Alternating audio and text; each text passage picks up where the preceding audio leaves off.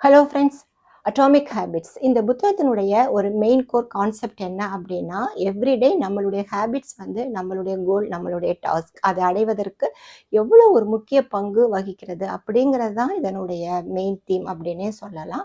இவங்க சொல்கிற ஒரு விஷயம் என்ன அப்படின்னா, எப்பொழுதுமே மோஸ்ட் ஆஃப் த டைம் நம்மளுடைய மைண்ட் வந்து எப்பொழுதுமே நம்மளுடைய கோல் இருக்கு, நம்மளுடைய டாஸ்க் இருக்கு இல்லையா, அதையே வந்து நம்ம நினச்சிட்டே இருப்போமா. நம்ம கவனச்சிதறல் எதில் இருக்குது அப்படின்னா, அந்த ப்ராசஸ் இருக்கு இல்லையா, எவ்ரிடே அந்த சிஸ்டம் இருக்கு இல்லையா, அதை நம்ம வந்து டெவலப் பண்ணுறதுக்கு நம்ம வந்து கவனச்சிதறல்கள் அதில் உருவாக்குறோம் அப்படிங்கிறதான்.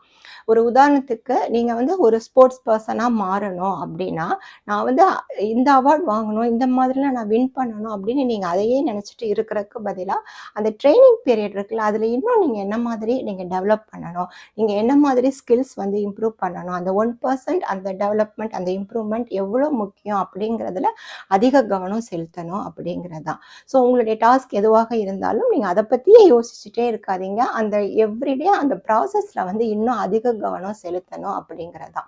இன்னொன்று, நம்மளுடைய குட் ஹேபிட்ஸ் அந்த பேட் ஹேபிட்ஸ் இருக்குல்ல, இது ரெண்டையும் அவங்க எப்படி கம்பேர் பண்ணுறாங்க அப்படின்னா, இருமுனை கொண்ட வாள். அதாவது குட் ஹேபிட்ஸ் அப்படின்னா நம்மளுடைய பிரெயினை வந்து ஷார்ப்பனிங் பண்ணக்கூடியது, அதுதான் வந்து நம்மளுடைய சக்ஸஸ்க்கு ஒரு மெயினான ஒரு கீ ஃபேக்டர் அப்படிங்கிறது.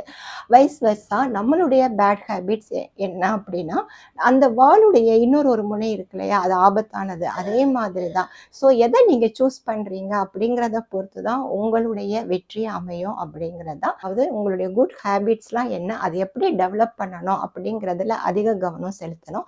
அதே மாதிரி நம்மளுடைய பேட் ஹேபிட்ஸ்னால் ஃபுட்டில் வந்து நம்ம ஒரு புவர் சாய்ஸஸாக இருக்கலாம், இல்லை நம்மளுடைய ஃபிட்னஸ் லெவலில் நம்ம இன்னும் கொஞ்சம் கான்சென்ட்ரேட் பண்ணாமல் இருக்கலாம். இந்த மாதிரி எக்கச்சக்கமாக நம்ம சொல்லலாம். ஸோ உங்களுடைய பேட் ஹேபிட்ஸ்லாம் என்ன அப்படின்னு சொல்லிட்டு அதை முடிந்த அளவிற்கு நம்ம மினிமைஸ் பண்ணுவதற்கு நம்ம ட்ரை பண்ணுவோம். Take care.